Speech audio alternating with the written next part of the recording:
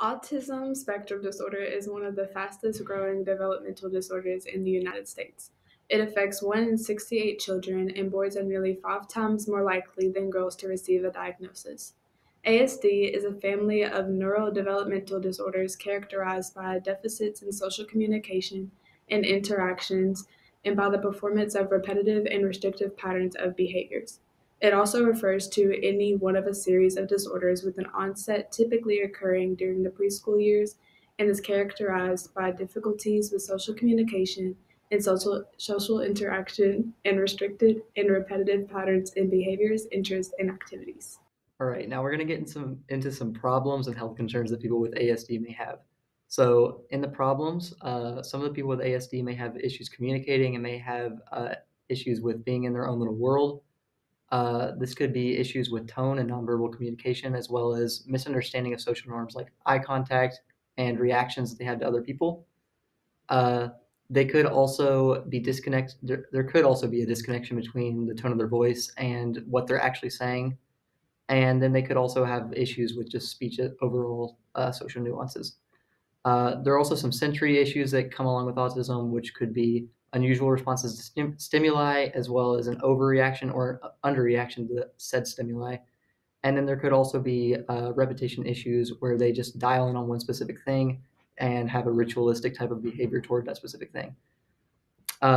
This could impair their daily function, and it also comes with other health concerns, such as an association with heart disease, an association with eating disorders, seizures, and other mental health disorders, as well as insomnia.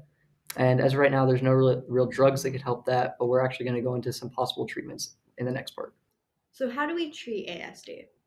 Well, as said before, there's no drugs that really treat all of the symptoms of autism spectrum disorder, but there are some drugs that can help mitigate symptoms and issues, such as Oxycontin or selective serotonin reuptake inhibitors. There are also therapies which we can do, such as behavioral, psychological, or even physical therapies, even ones that just use stimulation, such as music therapies.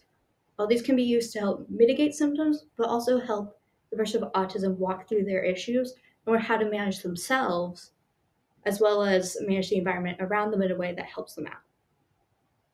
Then there are aid programs. Aid programs are very important and a big part of how people with autism work through the world. A great example of these are government aid programs, such as disability or educational aid programs. One of these that's in effect right now is IEP programs, which allow people with autism to get help in education to help further push themselves to their true potential, not have to be limited within where they start out at. There are also programs like uh, groups for mothers with children with autism to help them learn how to deal with having a child like that and how that they can properly support them. All these things together are a great way for us as a society to work through helping those with autism without ignoring them or shoving them under the rug. In this video, you would have learned what autism is, the problems that it has, and ways to help the situation of a person with autism. You could have done all this just by watching this short 3-minute video that we made for you today. In the description of this video, you will also find the sources that we use to help us research this project. Thank you.